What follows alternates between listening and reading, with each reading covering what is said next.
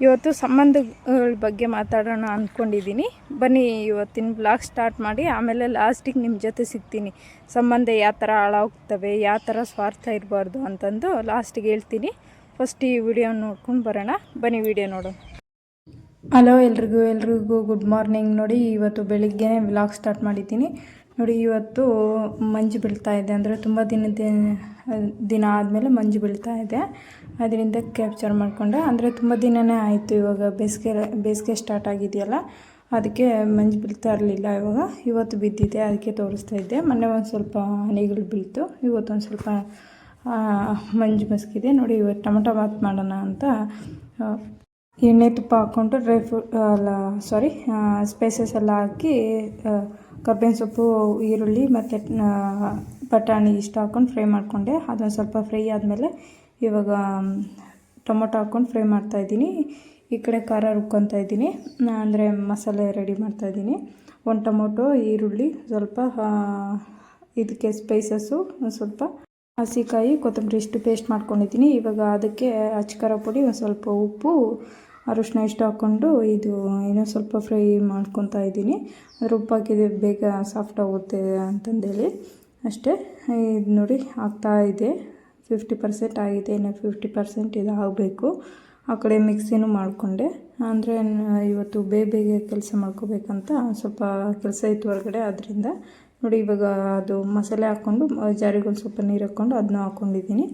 ಅದನ್ನ ಹಾಕ್ಕೊಂಡು ಇವಾಗ ಎಲ್ಲ ಮಿಕ್ಸ್ ಮಾಡ್ತೀನಿ. ಅಂದರೆ ಅದು ಎಲ್ಲ ಮಸಾಲೆ ಎಲ್ಲ ಫುಲ್ ಹಸಿದು ಹಾಕ್ಕೊಂಡಿರ್ತೀವಲ್ಲ, ಹಸಿ ಸ್ಮೆಲ್ ಹೋಗಲಿ ಅಂತ ಇವಾಗ ಎಲ್ಲ ಫುಲ್ಲು ಮಿಕ್ಸ್ ಮಾಡಿ ಸ್ವಲ್ಪ 5 ನಿಮಿಷ, ಅಂದರೆ 5 ನಿಮಿಷ ಅಲ್ಲ, ಒಂದು 15 ಸೆಕೆಂಡ್ ಹಂಗೆ ಬಿಡ್ತೀನಿ. ಆವಾಗ ಹಸಿ ಸ್ಮೆಲ್ಲೆಲ್ಲ ಹೋದ್ಮೇಲೆ ಇದಕ್ಕೆ ನೀರು ಹಾಕ್ಕೊಂಡು ಒಂದು ಸ್ವಲ್ಪ ತೊಳೆದಿಟ್ಕೊಂಡಿರೋ ಅಕ್ಕಿ ಹಾಕ್ಕೊಂಡು ಒಂದು ವಿಷಲ್ ಕೂಗಿಸ್ಕೊಂಡ್ರೆ ಟೊಮೊಟೊ ಬಾತ್ ರೆಡಿ. ಈಗಾಗಲೇ ಇದು ಫುಲ್ ರೆಸಿಪಿ ನಾನು ಯೂಟ್ಯೂಬ್ ಚಾನಲಲ್ಲಿ ಇದೆ, ಹೋಗ್ಬೇಕಿದ್ರೆ ನೋಡಿ.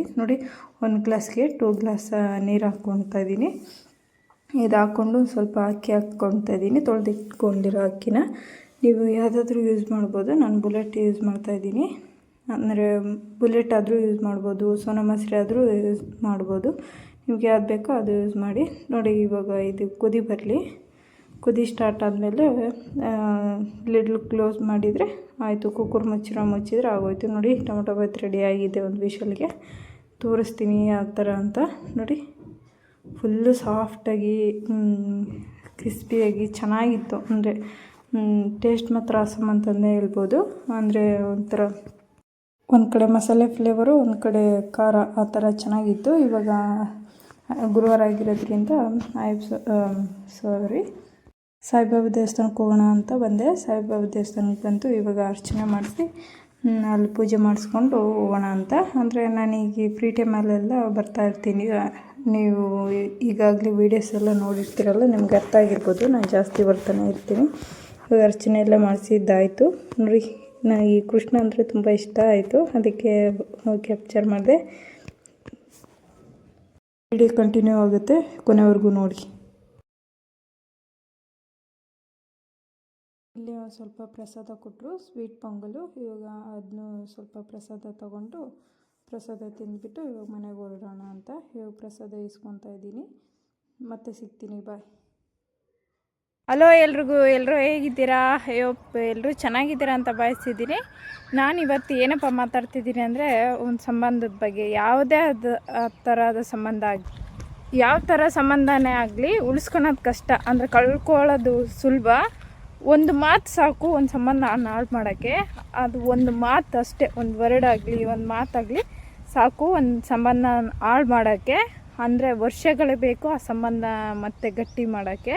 ಅದು ಯಾವ ಥರ ಸಂಬಂಧನೇ ಆಗಿರ್ಬೋದು, ಅಂದರೆ ಗಂಡ ಹೆಂಡತಿ ಸಂಬಂಧನೇ ಆಗಿರ್ಬೋದು, ತಾಯಿ ಮಗಳ ಸಂಬಂಧ ಆಗಿರ್ಬೋದು, ಅಕ್ಕ ತಂಗಿ ಸಂಬಂಧ, ಇಲ್ಲ ಅತ್ತೆ ಸೊಸೆ ಸಂಬಂಧ, ಇಲ್ಲ ನಾದಿನಿ ಅವ್ರ ಸಂಬಂಧ ಆಗಿರ್ಬೋದು. ನನ್ನ ಪ್ರಕಾರ ಸಂಬಂಧಗಳಲ್ಲಿ ಅಸೂಯೆ ಆಗಲಿ, ಏಳ್ಸೋದಾಗಲಿ, ದುರಹಂಕಾರ ಆಗಲಿ, ಅವ್ರನ್ನ ಹಿಂಸೆ ಪಡಿಸೋದಾಗಲಿ ಇರಬಾರ್ದು. ನನ್ನ ಪ್ರಕಾರ ಅವ್ರು ಹಿಂಸೆನೂ ಕೊಡಬಾರ್ದು, ಪ್ರೀತಿ ಹೆಸರಲ್ಲಿ ಹಿಂಸೆನೂ ಕೊಡಬಾರ್ದು. ಅಂದರೆ ಪ್ರೀತಿ ಅಂದರೆ ನಿಷ್ಕಲ್ಮಶವಾದ ಪ್ರೀತಿ ಇರಬೇಕು ಯಾವುದೇ ಸಂಬಂಧಗಳಲ್ಲಿ. ಇನ್ನೊಂದು ಫ್ರೆಂಡ್ಸ್, ತುಂಬ ಜನ ನೋಡಿದ್ದೀನಲ್ಲ, ಆ ಫೀಲ್ ನನಗೂ ಆಗಿದ್ದು 2-3 ಸರಿ. ಪ್ರೀತಿ ಹೆಸರಲ್ಲಿ ಅದರಲ್ಲಿ ಸ್ವಾರ್ಥ ಇರಬಾರ್ದು. ಇನ್ನೊಂದು ಅಂದರೆ ಅವ್ರಿಗೆ ಯೂಸ್ ಆಗೋದು ಆ ಥರ. ಅಂದರೆ ಇವಾಗ ಏನಾದರೂ ಶಾಪಿಂಗ್ ಕರ್ಕೊಂಡು ಹೋಗಿರ್ತಾರೆ, ಅಂದರೆ ಅಮ್ಮ ಆಗಲಿ ತಂಗಿ ಆಗಲಿ ಯಾರನ್ನೇ ಆಗಲಿ ಶಾಪಿಂಗ್ ಹೋಗಿರ್ತಾರೆ. ಆ ಬಾಂಡಿಂಗ್ ಚೆನ್ನಾಗಿರಬೇಕು. ಅದರಲ್ಲಿ ಅವ್ರಿಗೇನು ಬೆನಿಫಿಟ್ಟು ಏನು ಇದು ಅಂತ ಯೋಚನೆ ಮಾಡಬಾರ್ದು. ಆ ಸಂಬಂಧನ ಅಲ್ಲೇ ಹಾಳು ಮಾಡಿಕ್ಕೋದು, ಹೀಗೆ ದುರುಪಯೋಗ ಮಾಡ್ಕೊಳೋದು ಯಾರೇ ಆಗಲಿ. ಅದರಿಂದ ಹೇಳ್ತಾ ಇರೋದು, ಸ್ವಾರ್ಥದ ಜೀವನ ಇರಬಾರ್ದು, ಸ್ವಾರ್ಥದ ಪ್ರೀತಿನೂ ಇರಬಾರ್ದು. ಒಳ್ಳೆ ಥರ ಯೋಚನೆ ಮಾಡಿ. ಒಂದು ಸಂಬಂಧನ ಕಳ್ಕೊಂಡ್ರೆ ಮತ್ತೆ ಆ ಸಂಬಂಧನ ಬೆಸಿಗೆ ಹಾಕೋದು ತುಂಬ ಕಷ್ಟ. ಆ ಬೆಸಿಗೆ ಹಾಕಿದರೂ ಕಳ್ಚೋಗೋದು ತುಂಬ ಜಾಸ್ತಿ ಇರುತ್ತೆ. ನೀವು ಎಷ್ಟು ಒಂದು ಸರಿ ನಂಬಿಕೆ ಆಗಲಿ ಪ್ರೀತಿ ವಿಶ್ವಾಸ ಆಗಲಿ ಕಳ್ಕೊಂಡ್ರೆ ಅದು ಮತ್ತೆ ಆ ಸಂಬಂಧನ ಪ್ರೀತಿ ವಿಶ್ವಾಸನ ಗಟ್ಟಿ ಮಾಡೋದು ತುಂಬಾ ಕಷ್ಟ. ಅಂದರೂ ಕಷ್ಟ ಇಲ್ಲ ಅಂದ್ರೂ ಬೆಸ್ಕೊಂಡ್ರೂ ಕೊಂಡಿ ಯಾವಾಗಾದರೂ ಬಿಚ್ಚೋಗ್ಬೋದು, ಚಿಕ್ಕ ವಿಷಯಕ್ಕೆ ಬಿಚ್ಚೋಗ್ಬೋದು, ಹೇಳೋಕ್ಕಾಗಲ್ಲ. ಆದ್ದರಿಂದ ಯಾರೇ ಆಗಲಿ ಸ್ವಾರ್ಥದ ಜೀವನದಿಂದ ಇರಬೇಡ್ರಿ. ಯಾವುದೇ ಸಂಬಂಧನ ಅವ್ರ ಸ್ವಾರ್ಥಕ್ಕೆ ಯೂಸ್ ಮಾಡ್ಕೋಬೇಡ್ರಿ. ಯಾವುದೇ ಸಂಬಂಧ ಆಗಿರಲಿ, ಅಕ್ಕ ತಂಗಿ ಸಂಬಂಧ ಆಗಲಿ, ಅತ್ತೆ ಸೊಸೆ ಸಂಬಂಧ ಆಗಲಿ, ಆ ಪ್ರೀತಿಯಲ್ಲಿ ಎಷ್ಟು ಮರ್ಯಾದೆ ಇರುತ್ತೋ ಅಷ್ಟರಲ್ಲೇ. ಓವರ್ ಥಿಂಕ್ ಮಾಡ್ತಾರಲ್ಲ, ಅವ್ರ ಸ್ವಾರ್ಥ ಅನ್ನೋದು ಬರುತ್ತಲ್ಲ, ಆವಾಗಲೇ ಸಂಬಂಧಗಳು ಹಾಳಾಗೋದು ನನ್ನ ಪ್ರಕಾರ. ಎಷ್ಟು ಕೇಳಿ ಅದು ಅವ್ರಿಗಿಷ್ಟ ಇಲ್ಲ ಅಂದ್ರೆ ಅಲ್ಲಿಗೆ ಬಿಟ್ಬಿಡ್ಬೇಕು.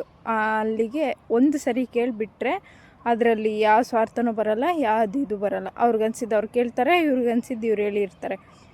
ಅಂದರೆ ಒಂದು ಸಿಚುವೇಶನ್ನೇ ಹೇಳ್ಬಿಡ್ತೀನಿ. ತಾಯಿ ಮಗಳು ಇರ್ತಾರೆ, ಇಬ್ಬರು ಒಂದು ಫಂಕ್ಷನ್ಗೆ ಹೊರಟಿರ್ತಾರೆ. ತಾಯಿ ಮಗಳೂ ನಾಳೆ ಆ ಫಂಕ್ಷನ್ಗೆ ಅದೇ ನೆಕ್ಲೆಸ್ ಹಾಕ್ಕೊಂಡು ಹೋಗಬೇಕು, ಓಲೆ ಹಾಕ್ಕೊಂಡು ಹೋಗಬೇಕು ಅಂತಂದು ಥಿಂಕ್ ಮಾಡಿರ್ತಾಳೆ. ಅಮ್ಮನೂ ಹಂಗೆ ಥಿಂಕ್ ಮಾಡಿರ್ತಾಳೆ. ಅವಳು ತುಂಬ ದಿನದಿಂದ ಹಾಕ್ಕೊಂಡಿರಲ್ಲ ಮಗಳು.